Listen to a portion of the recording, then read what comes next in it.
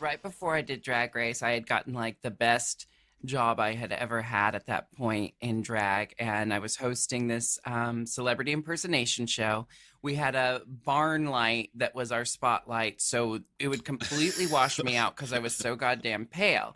And like before this job, I did my makeup, just like slap on some smoky eyeshadow and some red lips, and We that's all I saw. needed. And if you look at pictures of baby me, it's like it's not drag makeup. It's like suburban housewife on her once a year day, like her one night a year where she goes out to the bars.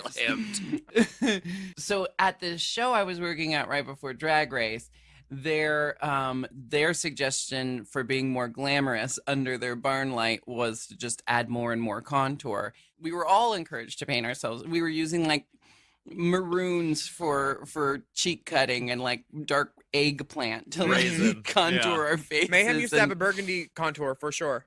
Yeah, and it was just, it was the circumstances of our show. So that was what was told to me is like how to become a more glamorous drag queen. When the judges kept saying glamour, glamour, glamour, the only thing my brain could think to do was pile on more contour. And what did Michelle call it? The Nike swoop?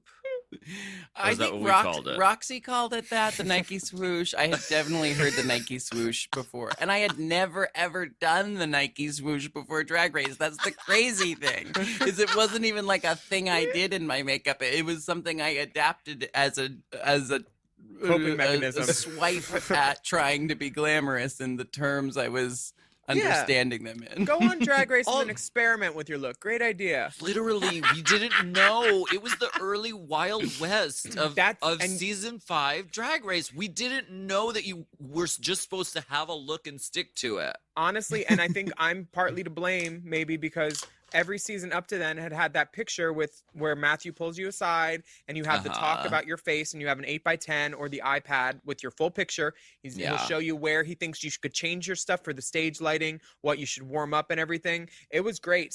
I know season 3 had it, season 4 had it, but then season 5 got all their privileges taken away because there were regulatory issues and rules broken.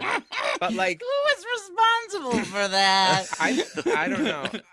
I still say it was Jiggly. She had a phone. Oh my god. I'll just tell you, the cheek contour during Can I Get an Amen?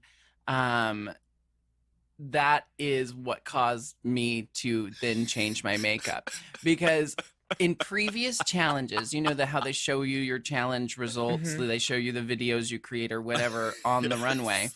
So in the previous challenges, like the kids show challenge, I was wearing a completely different beat from my normal face, The Can I Get an Amen challenge, I was so determined to show Michelle that I could do glamour that I had fully I think I contoured jowls onto my face that day too by accident, like by somehow contouring my chin in a way that it just like cut into my face and gave me jowls.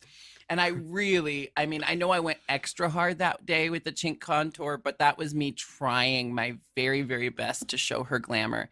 And then we watched it on the runway, and I saw for the first time what my contour was reading like under HD camera. And even Roxy said, I see you in the workroom, and you don't look that crazy.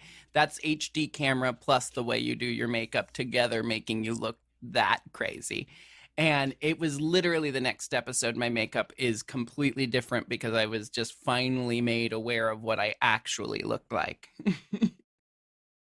But they also said that the producer came up to you and asked you to do Jinkx's makeup. No one asked me that, but Matthew Anderson pulled me aside and was like, can you please work with Jinkx on her makeup? Like, just help her, like, do some shit. And I didn't really. I mean, there was every now and then I would be like, oh, try this.